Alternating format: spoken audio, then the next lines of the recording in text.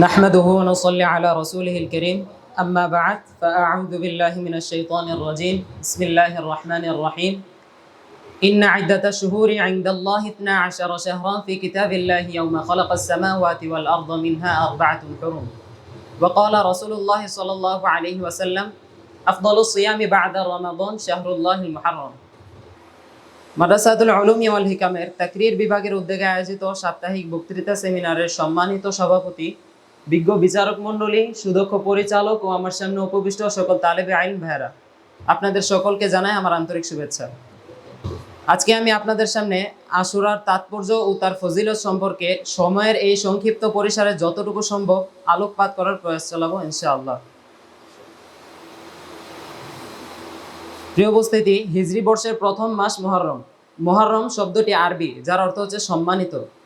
আর এই সম্মানিত মাসের প্রথম 10 তারিখকে বলা হয় আশুরা।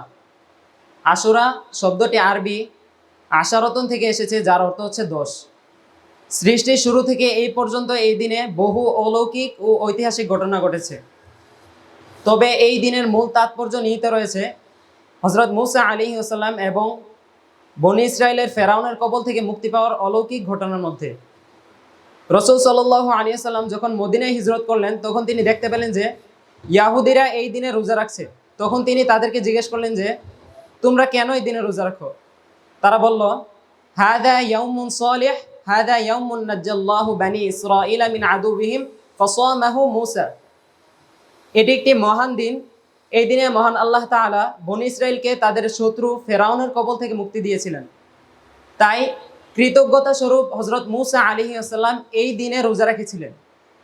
তখন আমাদের নবী করিম সাল্লাল্লাহু আলাইহি ওয়াসাল্লাম ইরশাদ করলেন, ফাআনা আহাক্কু বিমূসা মিনকুম ফাসামাহু আমারা বিসিয়ামি। হযরত মুসা আলাইহিস সালামের অনুসরণের ব্যাপারে তোমাদের থেকে আমার অধিকার বেশি। অতঃপর রাসূল সাল্লাল্লাহু আলাইহি ওয়াসাল্লাম নিজে রোজা রাখলেন এবং সাহাবায়ে কেরামদের রোজা রাখতে নির্দেশ দিলেন। প্রিয় উপস্থিতি, পবিত্র এই মুহররম মাস মহান আল্লাহ তাআলার নিকট অত্যন্ত সম্মানিত 4 মাসের একটি। আল্লাহ সুবহানাহু ওয়া তাআলা পবিত্র কোরআনে ইরশাদ করেছেন, ইন্না ইদ্দাতাশ শুহুরি ইনদাল্লাহি 12 শাহরান ফি কিতাবিল্লাহ ইয়াওমা খালাকাস সামাওয়াতি ওয়াল আরদ মিনহা আরবা'তুন হুরুম যালিকা দ্বীনুল কাইয়্যিম ফালা তাযলিমু ফীহিন্না আনফুসাকুম। নিশ্চয়ই আল্লাহ তাআলার বিধান ও গণনায় মাস 12টি,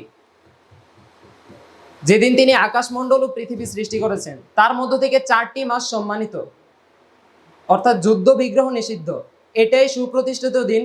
সুতরাং এই মাসগুলোতে তোমরা নিজেদের ওপর জুলুম করো না। আর এই 4 সম্মানিত মাসের মধ্যে এক অন্যতম প্রধান হলো এই আশুরা, এই মুহররম মাস। ইসলামে রমজানের রোজার পর সবচেয়ে উত্তম এবং ফজিলতপূর্ণ রোজা হলো এই মুহররম তথা আশুরার রোজা। হাদিস শরীফে এসেছে, عن أبي هريرة رضي الله عنه قال قال رسول الله صلى الله عليه وسلم أفضل الصيام بعد رمضان شهر الله المحرم। হযরত আবু হুরায়রা রাদিয়াল্লাহু আনহু থেকে বর্ণিত, রাসূলুল্লাহ সাল্লাল্লাহু আলাইহি ওয়াসাল্লাম বলেছেন, রমজানের পর আল্লাহর মাস মুহররমের রোজাই হলো সর্বোত্তম রোজা। শুধু তাই নয়, কেউ যদি এই মুহররমের রোজা রাখে, তাহলে আল্লাহ তাআলা এই একটি রোজার বিনিময়ে তার পূর্ববর্তী 1 বছরের সগীরা গুনাহ মাফ করে দেন। চিন্তা করে দেখেছেন, 1 বছরের সগীরা গুনাহ আমরা প্রতিদিন নিজে জানতে অজান্তে কত গুনাহ করে ফেলি। 1 দিন, 2 দিন, 1 সপ্তাহ, 2 সপ্তাহ, 1 মাস, কত গুনাহ আমাদের হয়ে যায় আমরা নিজেরাও জানি না। আমরা অনেক গুনাহ করে ফেলি। তো এখানে একটি রোজার বিনিময়ে আমরা পুরো 1 বছরের গুনাহ মাফের সুসংবাদ পেয়ে যাচ্ছি। তাই আমরা এই পবিত্র দিনটিকে কেউ হাতছাড়া করব না, সবাই ইনশাআল্লাহ রোজা রাখার চেষ্টা করব। এখন আমরা জেনে নিই যে রাসূল সাল্লাল্লাহু আলাইহি ওয়াসাল্লাম কিভাবে আমাদেরকে এই দিনে রোজাটি রাখার জন্য বলেছেন। রাসূলুল্লাহ সাল্লাল্লাহু আলাইহি ওয়াসাল্লাম উম্মতকে নির্দেশ দিয়েছেন যেন ইবাদতের ক্ষেত্রে ইহুদিদের সাথে সাদৃশ্য না হয়। ইহুদিরা কেবল 10ই মুহররম একটি মাত্র রোজা রাখত। রাসূল সাল্লাল্লাহু আলাইহি ওয়াসাল্লাম বলেছেন, সুমু ইয়াউমা আশুরা ওয়া খালিফু ফীহি আল ইয়াহুদ সুমু ক্বাবলাহু ইয়াওমান আও বা'দাহু ইয়াওমা। তোমরা আশুরার দিন রোজা রাখো এবং এতে ইহুদিদের বিরোধিতা করো। তোমরা আশুরার পূর্বে একটি অথবা তার পরে একটি সহ মোট 2টি রোজা রাখো। তোমরা মিলিয়ে রোজাগুলো রাখো। তাই আমাদের উচিত মুহররমের 9 তারিখ, 10 তারিখ অথবা 10 তারিখ অথবা 11 তারিখ এই জোড়া রোজা রাখা।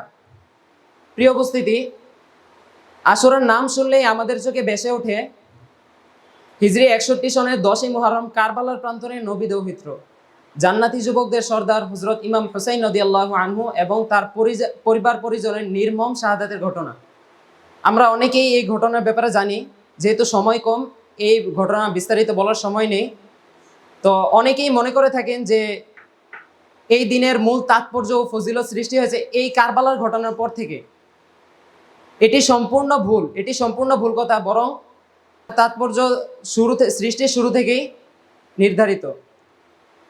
আমাদের সমাজে এই আশুরাকে কেন্দ্র করে অনেক ধরনের বেদাত দেখা যায়, অনেক ধরনের কুসংস্কারের প্রচলন দেখা যায়। যেমন তাজিয়া মিছিল করা, বুক চাপড়ে হাই হুসাইন বলে মাতম করা, তারপর এই যে শরীর রক্তাক্ত করা, কাল্পনিক কবর তৈরি করা, এইগুলো শুধু পাগলামো ছাড়া আর কিছুই হতে পারে না।